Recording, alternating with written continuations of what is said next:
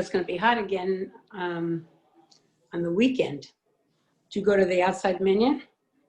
I am. Well, that's the only minion that That's the only minion there is. I have to tell you that. Yes, yesterday was not fun also.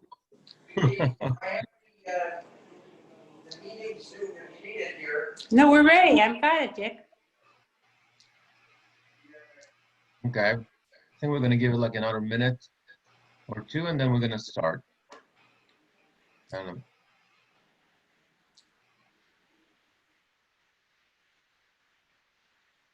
Get on your practicing blowing shofar already? Am I what? Practicing blowing shofar? Every day, bro. Okay, good. Counting on you, man.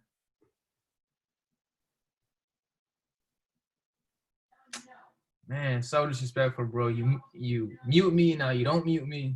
I don't mute anything. Hey. The host mute you, man. We have people who are doing things, you know. It's like okay.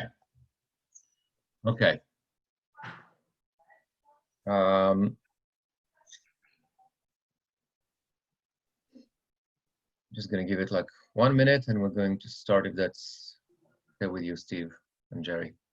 Sure. Okay. Benjamin. Very nice. We have both Steve and Jerry as co-hosts. That's correct. Excellent. Okay, and you got my file, right? It's a very slim chance that we're gonna use that, but you got it, right? I have it. Okay, good.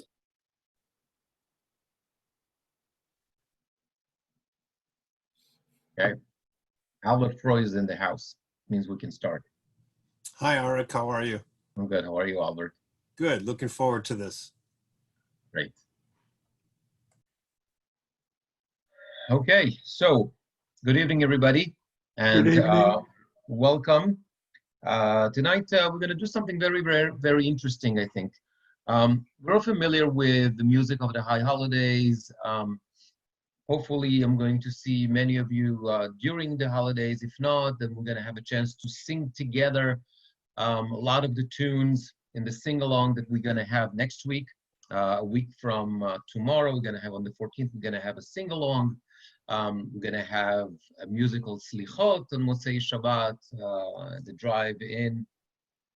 So we're going to have a chance to sing, but there's no doubt that this year we're going to sing less, or perhaps even we're not going to have a chance to sing together because of this really crazy times. And what I thought it would be a great idea is to take this opportunity this year and actually delve into the music of the high holidays, try to understand a little bit more about that, and not only understand a little bit more about that, because this is kind of the DNA of our tradition. You know, could you imagine, you know, a text like Berosh Hashanah Yikatevunu Beyom Tzom Kippur Yechatemunu without singing it? It has, you know, it has a totally different meaning.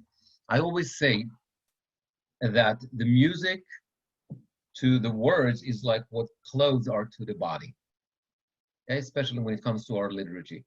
So the music, there's no doubt about that, that it brings a tremendous connotation and it gets us in the mood of the high holidays. And today, we're going to explore some of those melodies. And not only are we going to explore some melodies, we're going to hear from a very, very talented composer here, what he was able to do with those melodies and take them to perhaps in a different direction.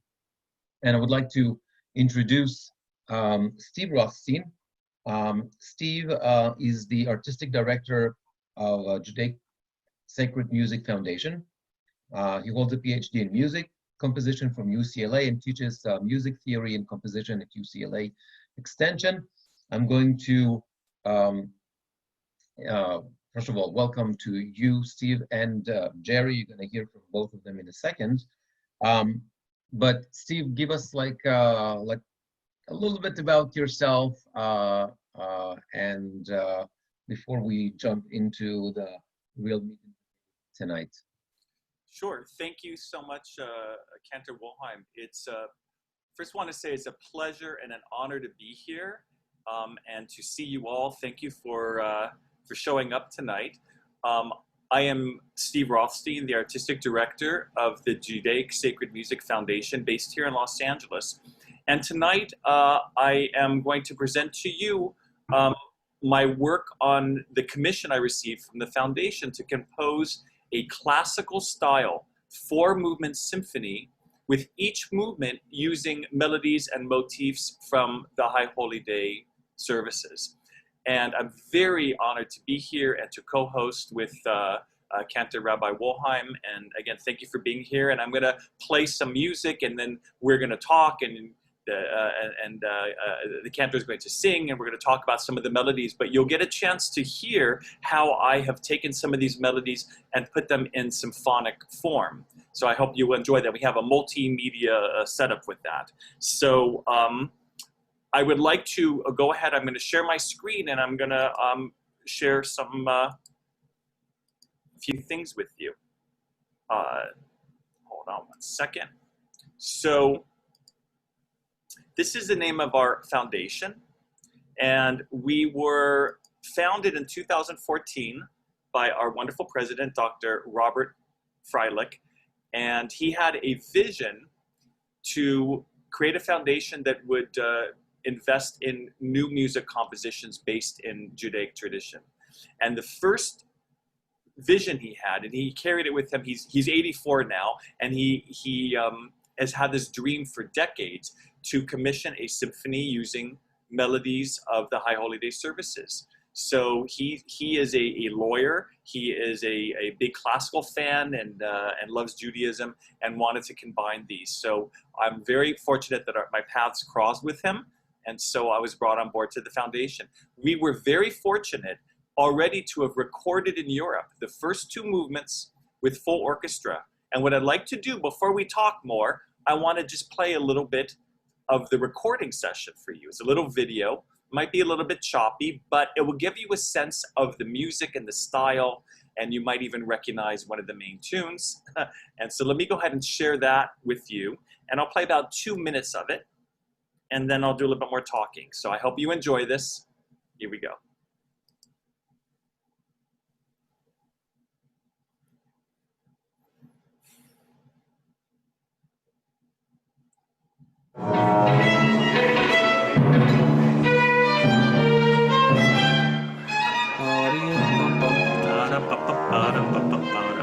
So it was like So you want to have it like they bounce the ball, like ba ba ba. Yeah, I didn't want it too choppy, so that's why, you know. So yeah, feel free.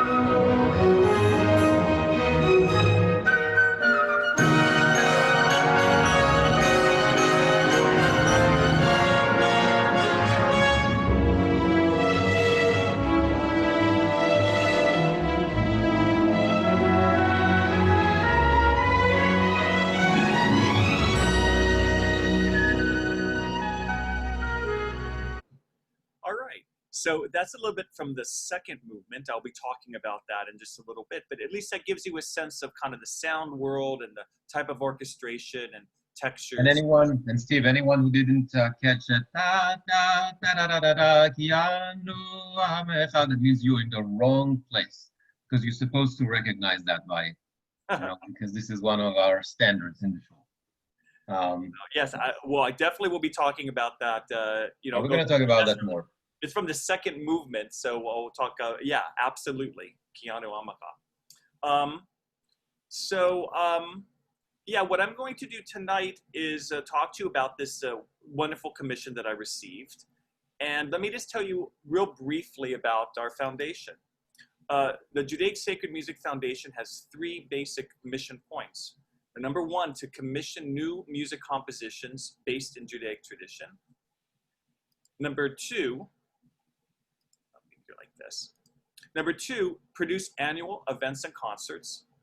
And number 3, to do educational enrichment opportunities for students and adults of all ages. And what you're seeing tonight is part of our outreach program. And so we're very happy to team up with Beth Jacob to do this. Let me just tell you a little bit very briefly about my background. I went to UCLA. I have my PhD in music composition. Been teaching collegiate music theory and composition for about 20 years. I work at a UCLA Extension in their film scoring program. I teach all the theory and composition core. And I'm used to talking on a wide variety of musical topics. I grew up here in Los Angeles. I grew up in the West Hills area. I was bar mitzvahed at Temple Aliyah, if you know the west end of the valley. I don't know what the temperature out there was today, but I'm sure it must have been 130 at least. I have no idea.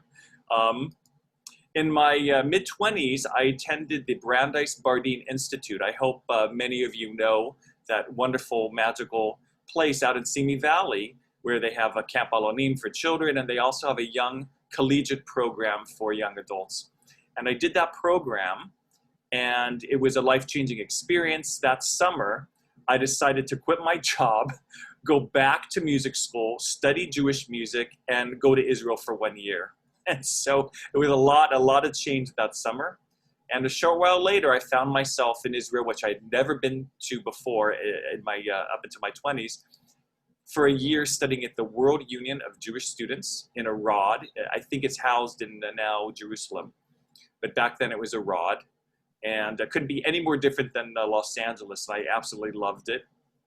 And came back to Los Angeles after that year. Went to UCLA, went to grad school, started working at Extension. And lucky for me, I was hired by the Judaic Sacred Music Foundation in 2014 with this commission. And as I said, today what we're bringing for you, especially because the symphony is based on the High Holy Days, and we've been doing a lot of programming around the city, talking about the melody and teaming up with synagogues all over. It's been a real pleasure, and I hope it will bring some joy to you tonight. Basically, talking about the symphony, as I said, we've been doing that a lot, but I also, our foundation will have me talk about other topics for Jewish day schools, Hebrew schools, Jewish high schools, etc. So we're doing more and more of that. And let me share with you our website is JudaicSacredMusicFoundation.org, and all the music you're going to hear tonight is on the website. And we also have a very wonderful program that we're going to be doing a week from tonight that Cantor Rabbi Wolheim will be part of, and we'll talk about that in just a little bit. I want to invite you all. It's a free event, and we'll talk about that in just a little bit. So getting back to the commission of this symphony, you know, I had a lot of challenges trying to figure out how to do this. And, you know, what melodies do I put in each movement? And what order? Do I go through the order of the service? Do I not go through the order of the service? You know, what melodies are in, what melodies are out, that. And it was very difficult. I was not trained as a chazan. And I really said, I really need to study. And I worked with rabbis and cantors and got cantorial books and did months of study and research and involvement with a lot of the melodies. And so Steve, yes. Let me just jump into it, and I want to make it into a question, specifically about you just mentioned. Like, So, cantors, we like when we put together a service, okay? So we have restrictions, let's call it. We have a certain length that we know that our congregants are going to get antsy after that. We can't put together a service that is too long, God forbid. Rabbi is going to kill us, etc. We have to deal with a certain amount of text, right? We have to, include all the prayers that are included in that service, and we have a specific text that is already decided going to go in that particular service, and we have to consider what are the melodies that the congregation knows and is attached to, etc., etc., etc. And that all those parameters comes even before what I think, what I like, what melodies move me, what I think is inspirational, etc. But when you come to choose repertoire and motifs from this vast majority, is a huge majority of melodies for the high holidays, what is it? What are the parameters, or if there are any, or what is it that that the decisions that you've been through, what melodies to choose, or perhaps there are certain texts that you felt, I gotta do that. This is like such a central text that it's a must. How do you choose from different melodies, between different melodies for the same text? You can just tiny bit elaborate on that, Sure. on the process that you've been through. It's an excellent question. And one of the driving forces behind this vision for the symphony, as I mentioned, was our president, Robert Freilich. And he grew up on the East Coast in Borough Park. And he, in the 1930s and 40s, and he very much, we talked early on before I had written a note. He said, Steve, I really want you to use these melodies that I grew up with, these specifically Ashkenazi, Eastern European melodies, that he wanted them preserved. He was concerned that they were maybe fading away because there's so much new music being created and new melodies and wonderful melodies, but he wanted the melodies that he grew up with close to him. So we had many discussions, and I always knew from the beginning if there was something that he really wanted, a certain melody for Zochreinu, a certain melody for Rosh Hashanah Yikatevun, that I would use those. And so that was part of it, but he gave me a lot of freedom to choose. And it was very difficult. I mean, when I go through, let me talk a little bit about the first movement, for instance. I decided early on, at first I thought I might go chronologically through the service because there's such an incredible crescendo to the end of Yom Kippur, to Neilah service. But I had trouble making it work. And what I decided is I had 4 movements, and I realized there were enough material for multiple symphonies. But I decided to write out of order of the prayer service. And the melodies in the first movement touch upon some of the main central themes. I wanted the first movement to be some of these central prayers, first of all. So I start in a kind of an unusual place. I start with the Hatzi Kaddish, because the motive for the Hatzi Kaddish, and you'll hear it in just in a minute, I call it musical GPS. As soon as you hear it, you know exactly what holiday you're in. And I just give a little bit of it. And when I was going through all the cantorial books, and I had these very elaborate boards with musical notes I would transcribe and write, and hundreds of melodies, and I would keep circling ones that I came back to. I kept coming back to Sha'arei Shemayim. And I said, well, this is interesting because, of course, it's the very end of Yom Kippur. But I ultimately, my intuition said I would love to start the symphony up with this concept of, a plea to God to open the gates of heaven and to hear my prayer. And that, it just felt right. Part of it was instinct. I knew I wanted to do the Baruch Hu because it's such an important melody. Zochreinu is so central to the holidays, and Rosh Hashanah Yikatevun. And I wanted to get the Shema in there in the first movement. It was very important for me to do that. And so, I had other melodies in, but after playing them in different melodies and talking with our president, and, we basically whittled it down to these melodies.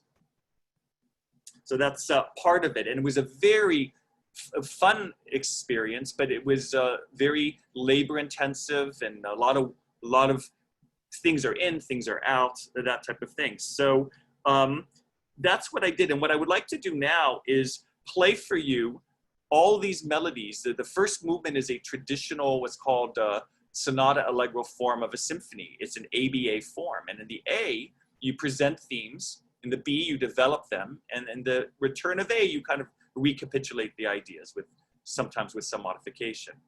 And so before I do, I want to turn it back to you, Cantor. And I know you were going to talk to us a little bit about the Kaddish and the Barhu. So it's interesting. You know, this you touched upon that for a second. The Kaddish itself, it is absolutely the GPS of the high holidays. Interesting. This particular Kaddish, this half Kaddish before Musaf, is the one that was chosen to actually start the season, right? We, in Slichot, actually, a week before, this coming Saturday night, we're going to start Slichot. This is the first thing from the entire High Holiday Nusach that we're going to say, that we're going to sing in the High Holiday Nusach, and we start with in Slichot, is, you know, one of the first things that we do is the Kaddish, and specifically is this Kaddish that opens the Musaf service. It's not the first Kaddish of the holiday, because that's in the Ma'ariv, that has a similar motif to the Baruch Hu. This is what officially opens the holiday season, but this Kaddish, they have the Yid Gadal, Vid Hadash. This Kaddish that opens the Musaf service actually was chosen for the Slichot to kind of start the whole thing, which is interesting, even though in reality it comes as the third melody of Kaddish in the holiday, because you have first the Mariv Kaddish, which is the same as the Baruch Hu, and then you have the Shachrit Kaddish, so it has a totally different nusach for it for the Shachrit one, and only the third one, which is interesting, is so it has something about it that is so prominent, that is so clear, as you said, Steve, that it's kind of the GPS, it's the DNA of the holidays. I'm not so sure exactly what it is, and it's even more recognizable than the Kaddish of Neilah, which is kind of the crescendo at the end.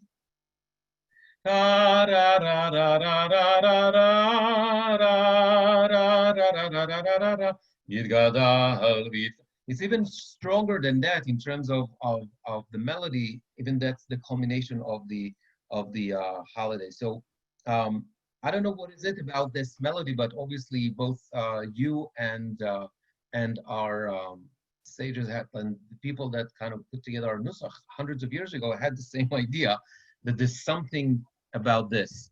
Of course, we talked about the Baruch Hu. The Baruch Hu is the melody that represents the beginning of the holidays.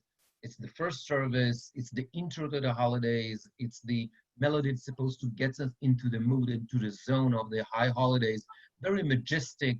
In major, not a lot of our repertoire is in major, creates this sense of kingship, which is one of the motifs, the main motifs of the holidays, the coronation of God, God as the creator of the world, the birth of mankind. That's what we're celebrating. It's very majestic. Right?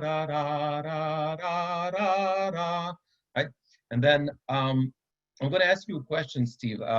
You, for Zochreinu, there's so many melodies.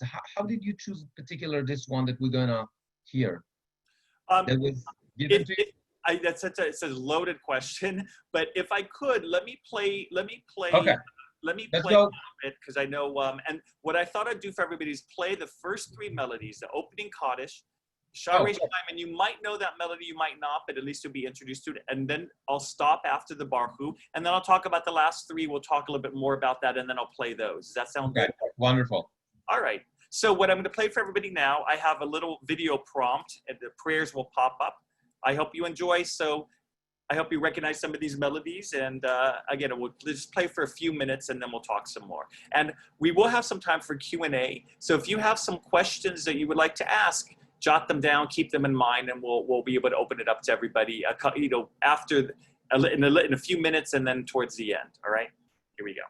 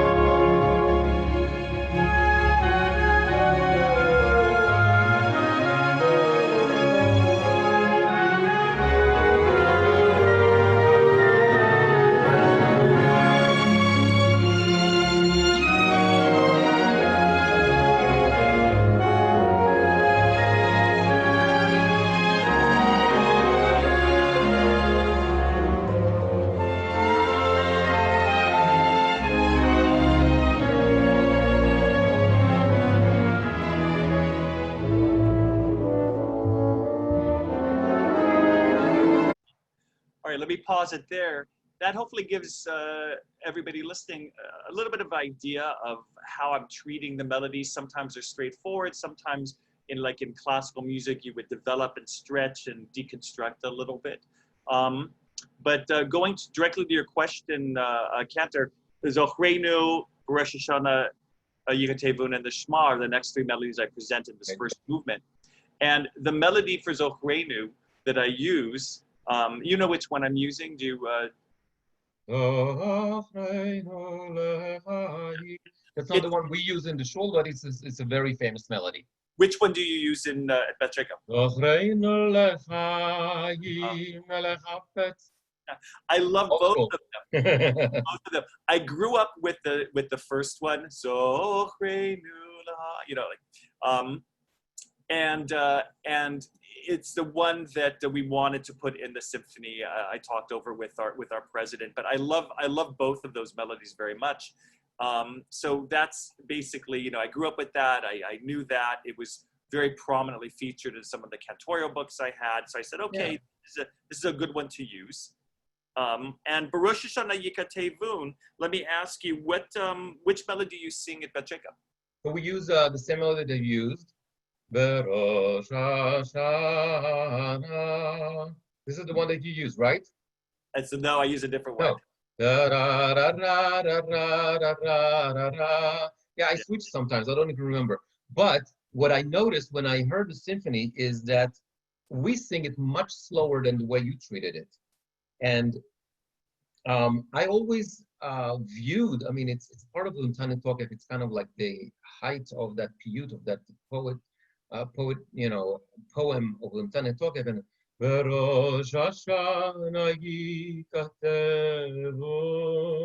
it's kind of a pleading. It's like with a heavy head. There's an element of pleading that we ask God to inscribe us and to seal us for good life.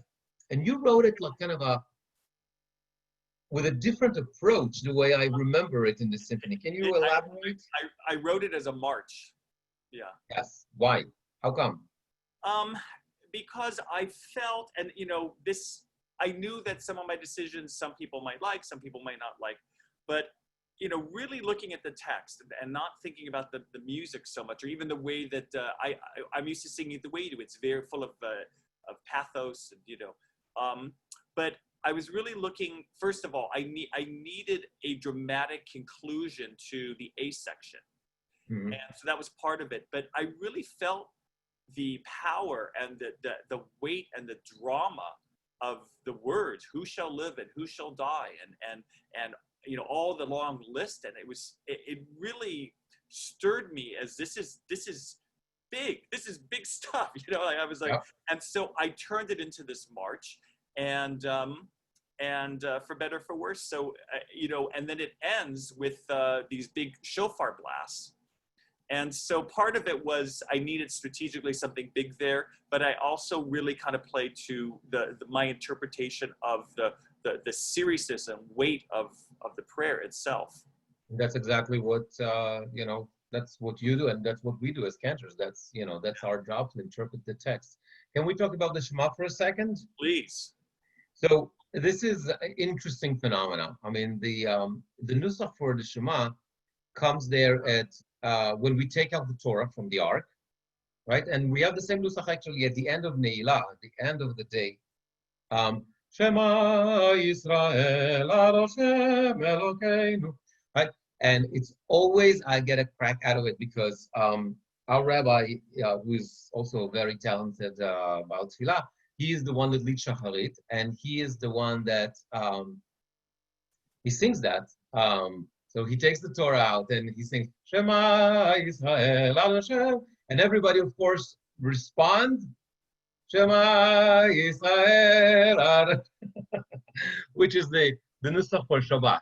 I always get a kick out of it, and it's a beautiful. I think it's an amazing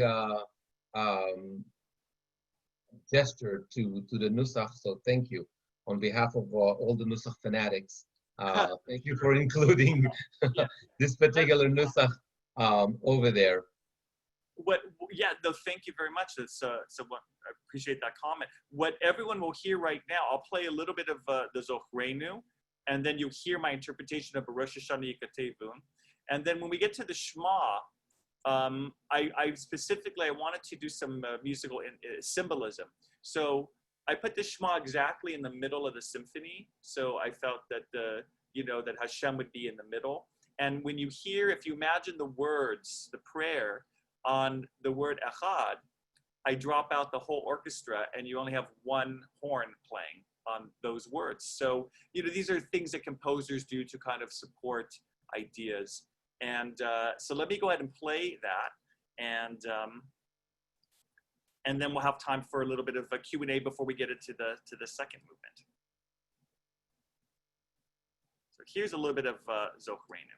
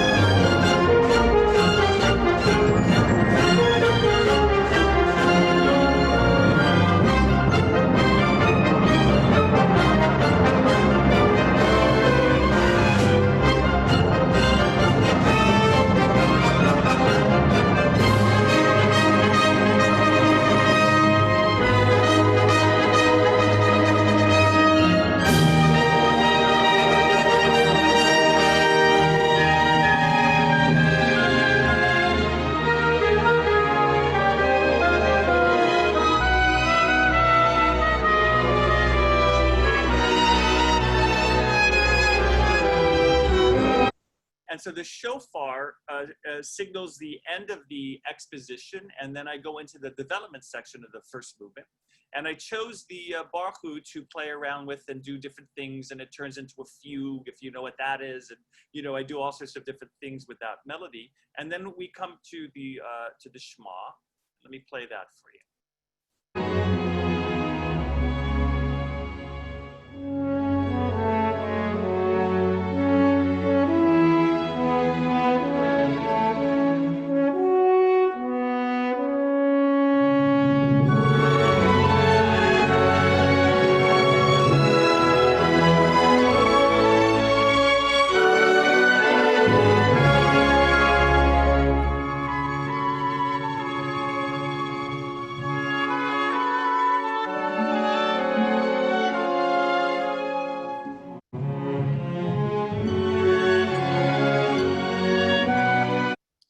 All right, so as I said, all the music is on our website. You could hear the whole movement uninterrupted. But Cantor, is this a good time to have a little discussion or open up to some Q&A briefly? Because I definitely want to get to the second movement. And if we have time, I will play a little bit of I'll talk about the other movements. I have a piano version of the slow movement, which is the third movement.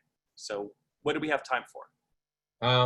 If we have any questions, we can, have like perhaps 2 or 3 questions. Otherwise, I would say we can jump into this second movement. But let's see. If anyone has a question, we can, Benjamin, perhaps unmute everybody for a second. We'll just let people unmute themselves. Oh, okay. Yeah, so any questions or comments?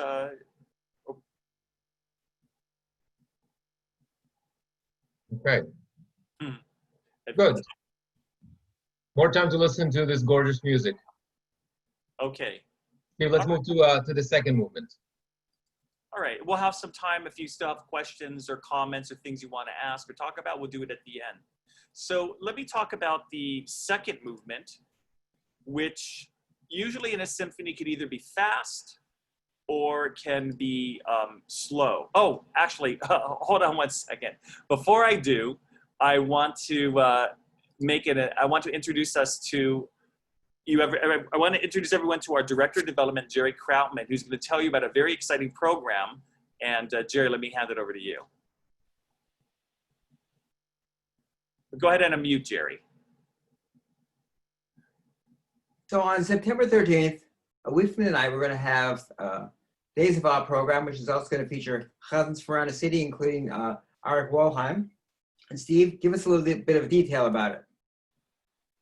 Sure. So we're very excited that our foundation is going to be a week from tonight, September 13th, from 7 to 9 p.m. We are hosting a citywide celebration of the music of the High Holy Days. And we have cantors and prominent musicians from all around the city, including Cantor Rabbi Wolheim. And it's a free event. We'd love for you to come. We'd love for you to spread the word. All you need to do is register on our website and join. It will be in a webinar format. There's going to be some live music.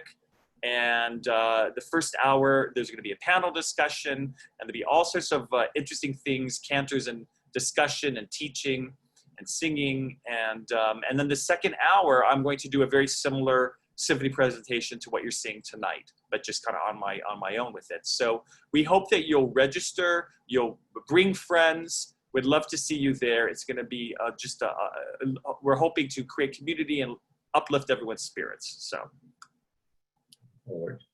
Thank you. So let me go back to the second movement. Usually a second movement in a symphony is either slow or fast. And I decided to go fast. And I always knew that I wanted to use Kianu Amacha in the fast movement because I love the melody so much.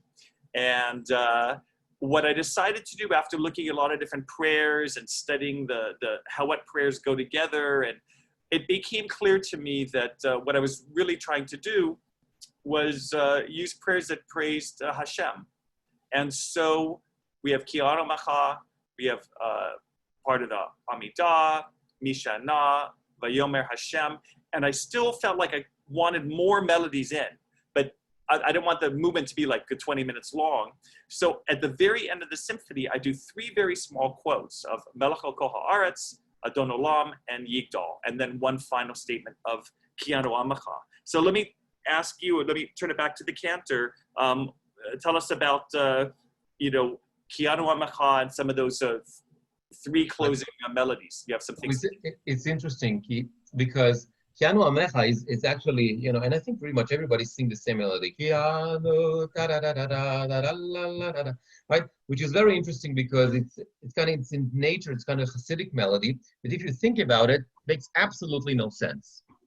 Makes absolutely no sense in terms of like where it is in the liturgy, in terms of like, we are in the confession, right? In the vidui. And it's got to be probably, it's a similar way. When we introduce the confession, for example, the Ashamnu, so everybody goes to this happy melody, which makes absolutely no sense, right? Because, we have sinned, we have done wrong, we have done all that, but I'm so happy. No, so the idea is probably is, that's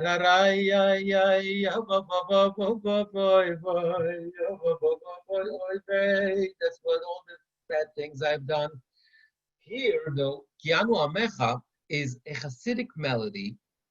It's kind of a happy melody also in the middle of the confession, just before all the Al-Chet, on this sin and that sin and that sin, and all the list of all the bad sins, all the stuff that we've done. And I think that there's something actually very profound here, that actually it should be happy melody. Because among all those bad stuff that we remember, all the sins, all the stuff we're asking for forgiveness from God, we also remember what? Because we are your nation. You are our Father. We are your children. And therefore, we're happy already because of that. Yes, we've been bad. Yeah, we're gonna ask forgiveness. Yeah, we're gonna go through a process. Maybe it's gonna be tough and all that kind of stuff. We've done the wrong things, but we are your children. We are your nation. And that's alone, it's a statement that gets us jumping, it gets us to sing, it gets up, and I think this is why this melody caught up so much, because if you're blessed to have if you have kids, then you know that even though they did wrong, no matter what, they're always going to be your kids. And the fact that they know it makes them happy and makes you happy. Then no matter what, that bond cannot be cut. And therefore, I think it's a happy melody, even though perhaps intellectually it makes absolutely no sense for a happy melody in the middle.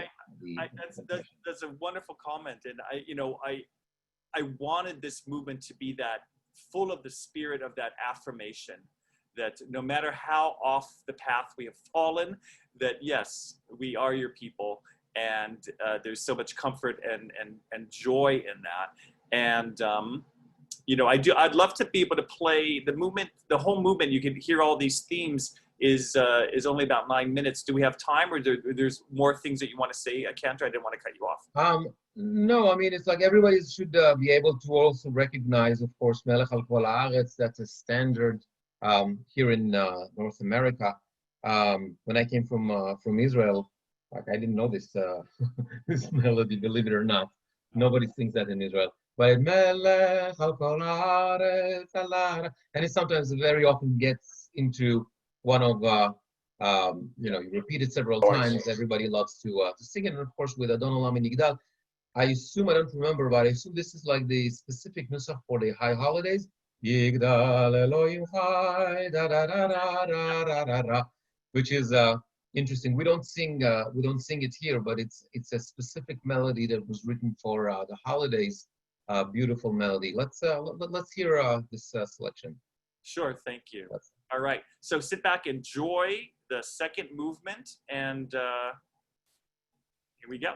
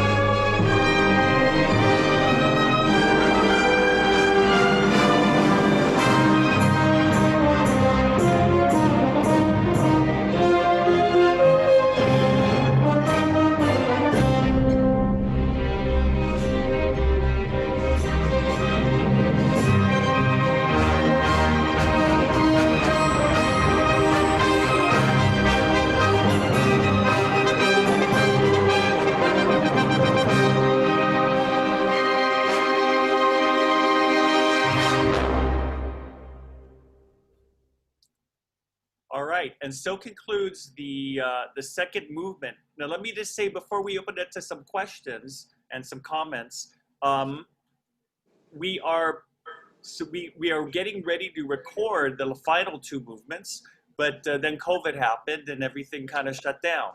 So as soon as restrictions are lifted and it is safe to record and safe for me to travel again, I will be back in Europe to record the last two movements. And you may be asking yourself, where is Kol Nidre in all this, right? Well, I always knew it would be in the slow movement. And the third movement features two themes only, the Kol Nidre and the Grand Aleinu, and they are in what's called a double variation. Kol Nidre is A, Grand Aleinu is B, and I go A, B, A, B, A, B, A, B with variation. Beethoven was my great model because he writes many great double variations. I wanted to change it to it. And you may also be asking yourself, where is Avinu Malkeinu in all this? Well, I always knew that that would be in the last movement, but which melody? There's so many wonderful melodies that I know. And after a lot of work and writing and rewriting and considering the last movement, I couldn't make up my mind. I have three different melodies for Avinu Malkeinu that are kind of doing a dance together. I bring back parts of the Kaddish. I bring back a lot of shofar fanfares as well. Cannot wait to record those. And I'm very happy to let you know that we are going to have a premiere. Not this season. We were scheduled to have a big premiere with the great American Youth Orchestra in Royce Hall on UCLA campus this coming March. And now we're postponed 1 year. And I hope that we'll be able to congregate. I'd love for you all to be there. But March of 22 looks like when the premiere will happen. And we're very excited by that. And let me ask you, Cantor, can I play a little bit of the third movement, like maybe like 2 minutes, just so they hear a little bit? And then we'll have, whoever wants to stick around, we'll have some Q&A, more dialogue. Is that okay? Yes. So what you'll hear is I start, when I was doing the slow movement, and let me say this, I have the piano version. This is me playing piano. We haven't recorded yet. So, I figured if I start the movement with the opening of Kol Nidre, then I've given it away too quickly. So I actually start in the middle of Kol Nidre. Da, da, da, dee, da, da, on Shvi, right? Everybody's singing, yes. And so I start there, and then towards the middle, we get to the opening. And hopefully you'll recognize, which Grand Aleinu, everybody does that. You will see that. You will hear that. So imagine a more intimate orchestration and solo harp and flute and horn, and it's much more intimate and introspective. Let me just play like the first 3 minutes.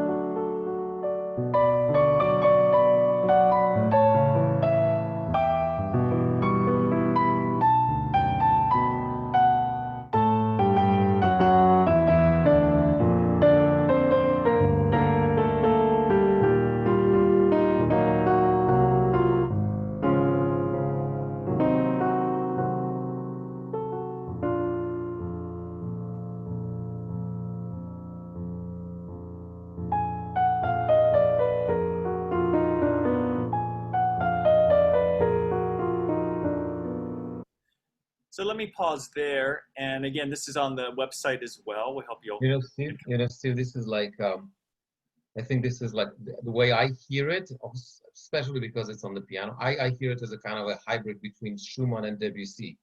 Mm-hmm. You know why I'm saying that? I mean, you're smiling, so That's those are two of my favorite composers. So that's not a bad comparison. Oh no, on the contrary, it's I see those influences over there. Thank you. So cannot wait to record it. Cannot wait to present it in a concert. So let me turn it over to Cantor Wilhelm.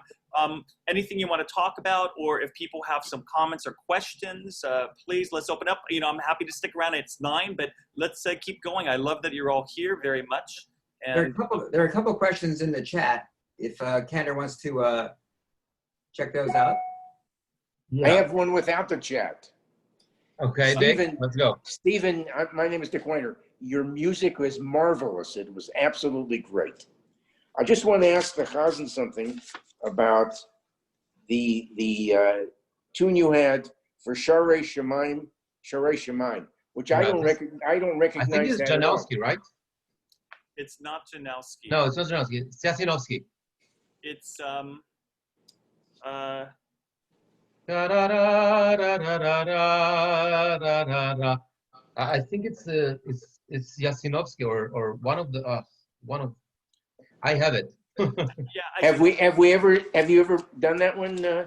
I kind of do a variation on that in Nila. Yes. Okay. Yeah, that's what I was looking at, Nila.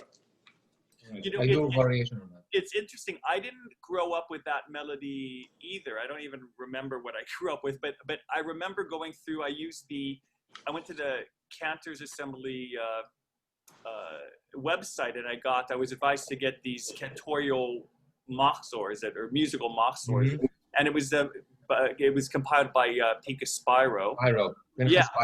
Yeah, and I kept coming back. It was one of the ones I circled, and I kept coming back to it, going, I love that melody. I don't know where it's going to be in the symphony, but I wanted it in there.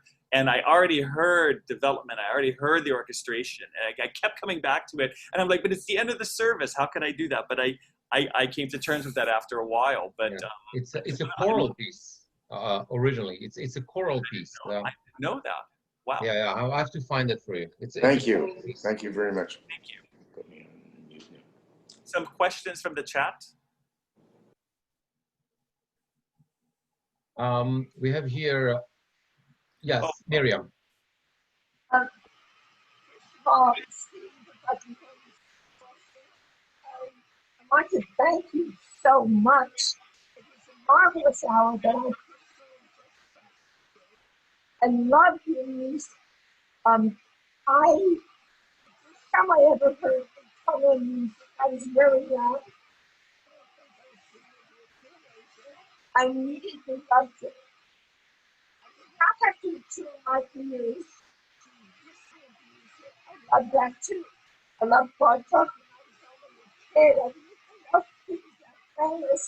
And so I love the familiarity I felt in the music, and yet I was very comfortable if I didn't find it or need it. Well, I come from called Brooklyn, and so I am terribly familiar with all these melodies that were part of my life growing up, and then also new melodies. But piano music, I also sort of did the and it made me not want you to stop. I'm sorry that you stopped the music. I could have gone on with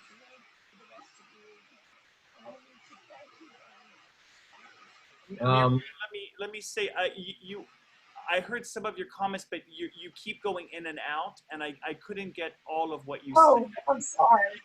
That's I'm okay. sorry. No, I'm just thanking you for your very beautiful music. Very original, and yet at the same time, melodies that are recognizable to all of us. So it's not easy to be that original as you were well-known. Thank you. Thank you. Thank you very much. Steve, there's a question here about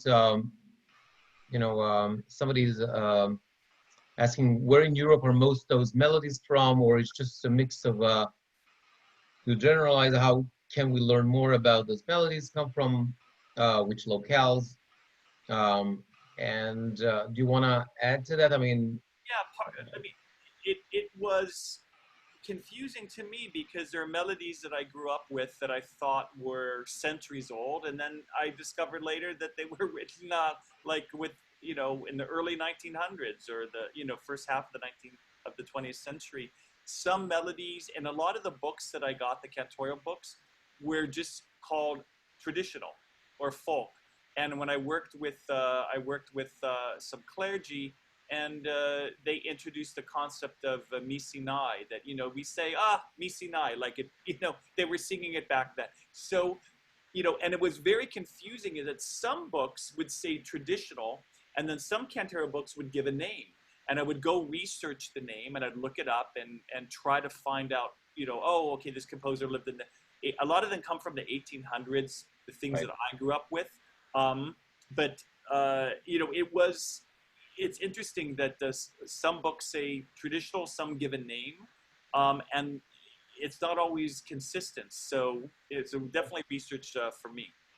I wanna just to remind everybody that we're going to have several events. We have Motzei Shabbat, we have the drive-in slichot.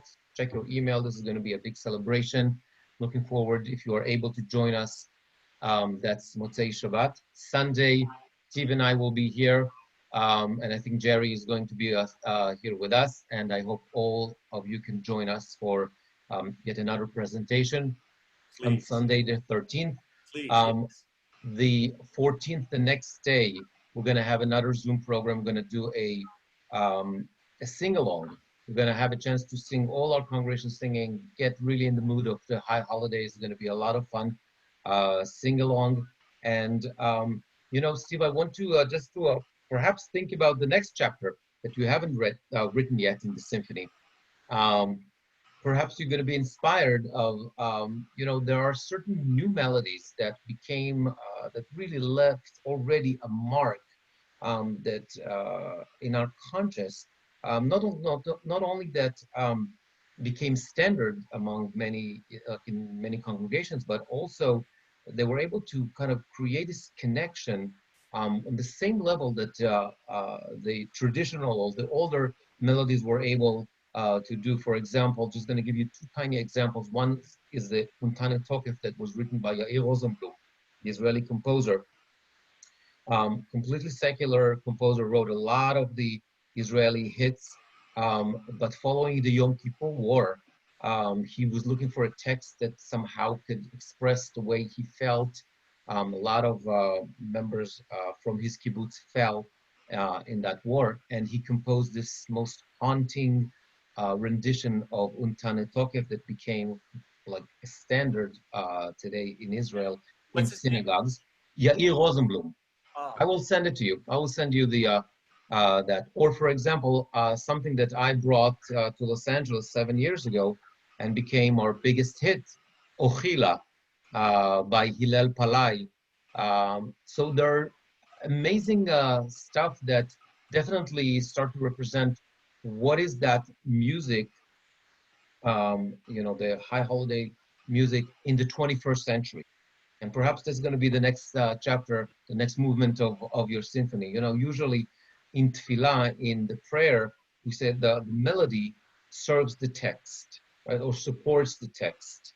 However, as we discovered, and thank you, and through you, we realized that our melodies of the high holidays, they're so powerful that even the melodies themselves, without the text, they have this strength, and they can stand on their own in a symphony. They can stand on their own as a melody that without any text. The Baal Shem Tov, the founder of the Hasidic movement, said that במקום שנגמרות המילים, שם מתחילה המנגינה. He said in the place, in the same moment, the same point where the words end, all the words end, all verbal end, this is where the melody starts. And you just proved that point.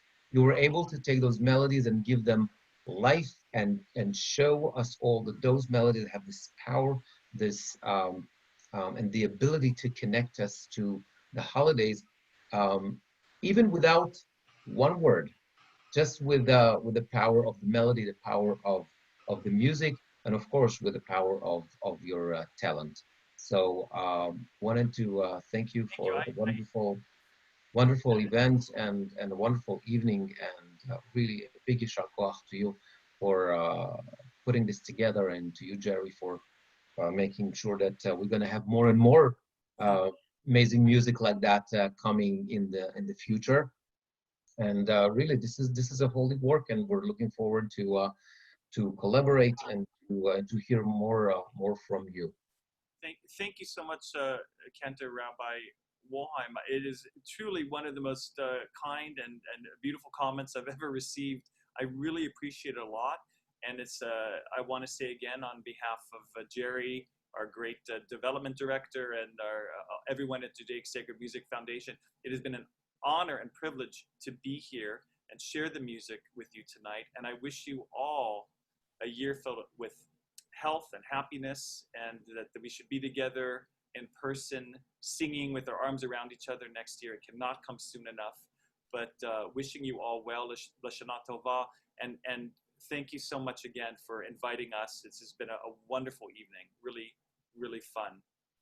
Thank you, everybody. I'm not going to say Shana Tova to everybody yet, because I'm looking forward to see everybody before Rosh Hashanah in one of our coming events. So please join us Motzei Shabbat, Sunday, Monday, and a bunch of other events. Thank you, everybody, for being with us tonight. I think it was an amazing program. Thank you, Steve. Thank you, Jerry. Thank you for joining us, and we're looking forward to learn with you more, experience with you more, sing with you more, and of course, always daven with you. We're looking forward. Laila Tov, good night, everybody, and we're looking forward to see you soon.